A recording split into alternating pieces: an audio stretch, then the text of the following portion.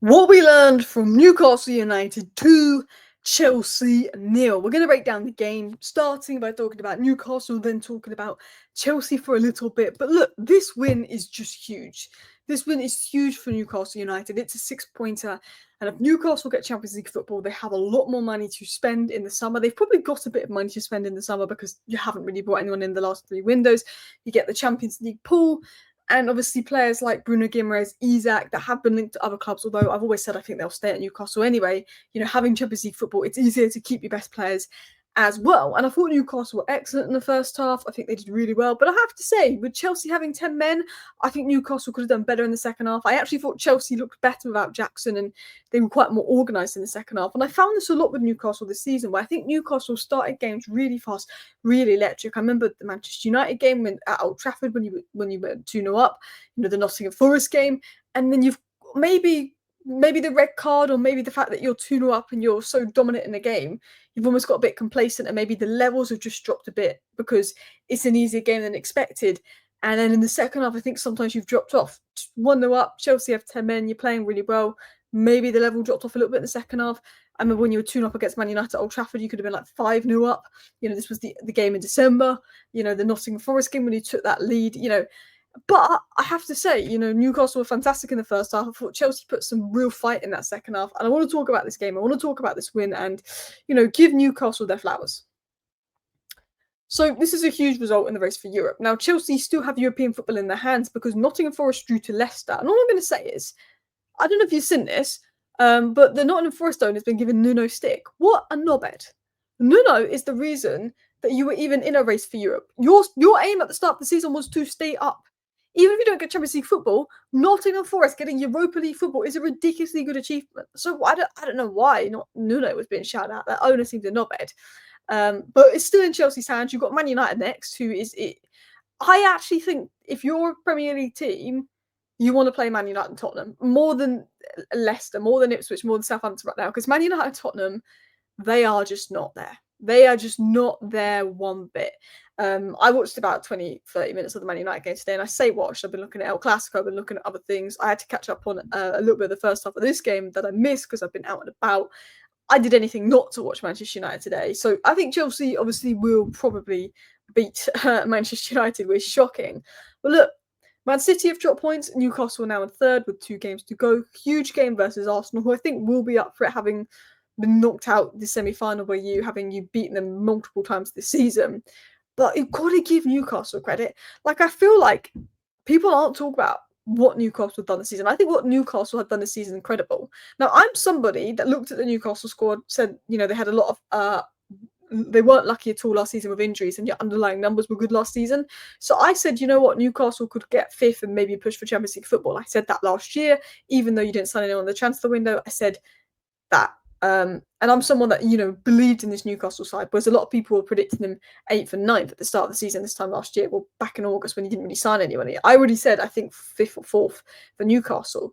But going 3rd is a ridiculous achievement. And not only that, but you've got 68 goals and 20 wins. Only Liverpool have more wins and goals scored than Newcastle. You didn't bring anybody in the summer. I'm not going to count, Asulo as a signing because he doesn't play really. I'm not going to count, was it Lloyd Kelly as a signing? He didn't play. You didn't really do anything in the summer. And you had a poor season last year, massively due to injuries. But I could see what you did in those big games like PSG. And what Newcastle have done this year is an incredible achievement. And I'm surprised the media isn't talking about Newcastle more. If Newcastle finish 3rd, maybe potentially 2nd this season and win their first trophy in 70 years, they should be getting more plaudits for that than I'm seeing online. I think that is ridiculous. And I'm someone that rated Newcastle, that predicted them to finish 5th and push for 4th and maybe get Champions League football as a Man United fan, because I know how good that squad is when fully fit. I know what Eddie Howe's like. But the transfer window they had, the amount of money other teams around them spent to potentially get 3rd, 2nd most goals scored in the league, that's incredible. And beating Chelsea today was massive because you dropped a few points recently. And, this was a 6-pointer and you did that. Now, Chelsea pretty much can still easily get top 4. Not top 4, I mean Champions League football. Why do I keep writing top 4? And Forest dropping points has helped them out, and I believe that Chelsea will beat Man United. So Newcastle definitely have to go and beat Arsenal, but I think if you beat Arsenal, that is the job done. So let's continue on into more things. I think Tonali was very good in terms of calming the nerves early on. I think that this was a game where I think Newcastle at home, you're always going to back Newcastle at home with the way they're in, the form they're in. But this was a game that wasn't going to be an easy game for Newcastle. I think going 1-0 up, getting the crowd up, Tonali goal, settle the nerves. Murphy does well. I thought Murphy and Barnes, those first 20 minutes were really, really electric as well. And St James Park was up for it. And that was a great goal from Newcastle United. Tonali there to put it in. And I said this about Tonali the other day. He reminds me elements of Rodri. You know how Rodri will either score a screamer or he'll score in like a cup final, like the Champions League final.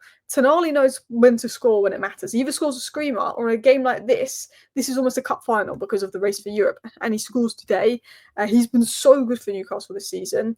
Botman back in, although he did come off with maybe an injury there, I'm not quite sure, but him staying fit will be so key for Newcastle next season. I think he's definitely need another centre-back in the summer. I think you'll need a midfielder for depth, another attacking option. There's talk of a goalkeeper. But I thought Murphy and Barnes, and I thought the way Newcastle played in that first sub were fantastic, and I think they were wasting chances. I do think Newcastle were poor in the second half. I thought Chelsea did really well in the second half, considering they had 10 men, and I think Nicholas Jackson massively let Chelsea down, because had they had a proper box striker in the box to feed the balls into, maybe Chelsea score in that second half. Newcastle, they were playing a risky game in the sense of I felt a Chelsea goal was coming at points in that second half. But I want to give a shout out to Tonali. His influence is massive, not just the goal today, but he dictates tempo. He's scored in important games. He's given Bruno Guimaraes a bit more free license to play further up. I think, Tonali, for me, has been a top 10 player in the Premier League this season. And people got annoyed at me for putting Tonali in my team of the season because I didn't put Gravenberch. And I said, look, Gravenberch walked away with this first few months of the season. But I can't look at the fact that Newcastle have gone from, 7th was it last year, to 3rd, potentially 2nd, winning your first trophy in 70 years when he didn't do anything in the summer, and look past how good Sandro Tonali's been this season. He's been a joke. Casado's been fantastic this season. Gravenberch's been fantastic this season. Tonali's been fantastic this season. But Tonali freeing up Bruno Guimaraes, he, for me, has become Newcastle's most important player. Not Isak, not Bruno Guimaraes, Tonali is, in my opinion. I think Joel Linton, elements of him was missed today, more so in previous games when Willock's gone in as well. I do think you need another midfielder. But Newcastle were wasteful in the first half and, not very good in the second half. But I don't think Newcastle are going to care. If I'm a Newcastle fan, I don't care if my team played crap for 90 minutes. As long as you get the 3 points, that's all that matters. And Newcastle got the 3 points. It's not about, okay, did you play good in the second half? Could you have played better in the second half? Did Chelsea play well considering you had 10 men? Yes, but you got the 3 points. And that is all that matters. Performance dipping is a pattern. Isak, the last 5-6 games, has really looked off it. I think he's probably managing a potential injury.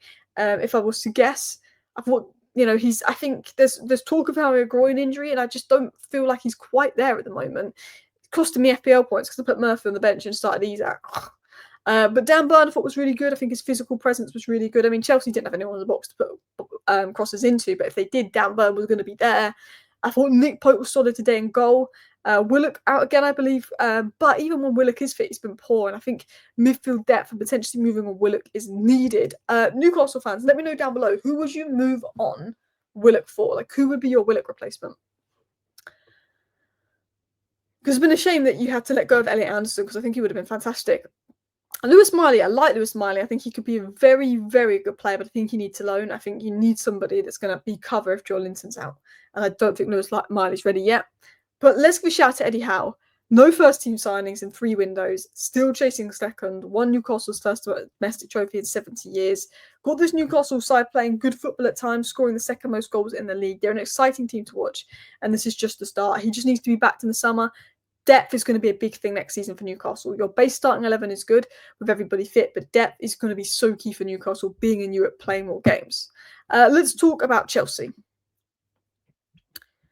So Nicholas Jackson's red card elbow, it's stupid. It was a red card, let's be honest. I saw some people saying it's not a red card. It was a red card. Stupid thing to do. Awful.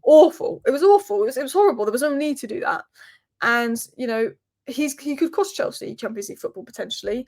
I don't think he will. It's still in Chelsea's hands. I think Forest have dropped off a bit. People are saying, if Chelsea don't get Champions League football, it's all Jackson's fault. That's not true.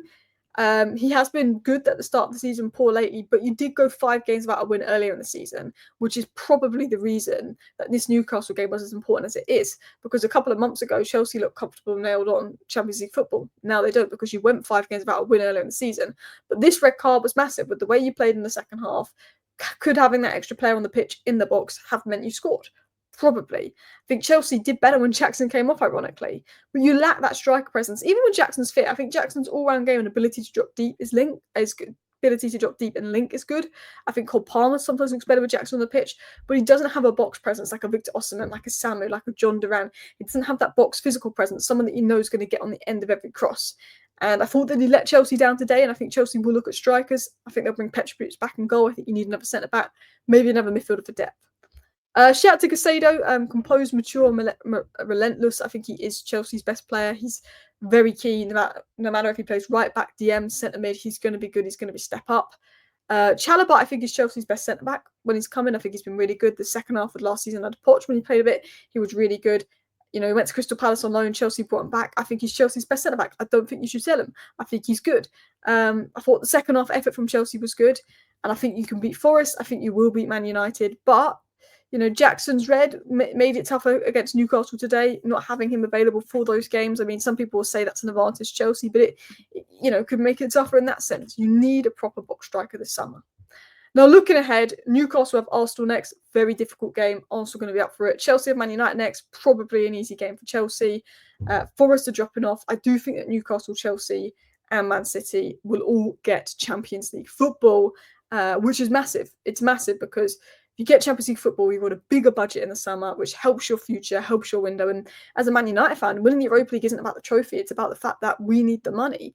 And if we are not in Europe next season, are we going to hold on to Bruno Fernandes? You know, that's what I'm thinking of as a Man United fan. Champions League football is so key to helping you build your club even more. Anyway, let me know your thoughts down below. Thank you for watching. I didn't see all of the game. I had to catch up a bit at the first half. But yeah, thank you for watching. Bye.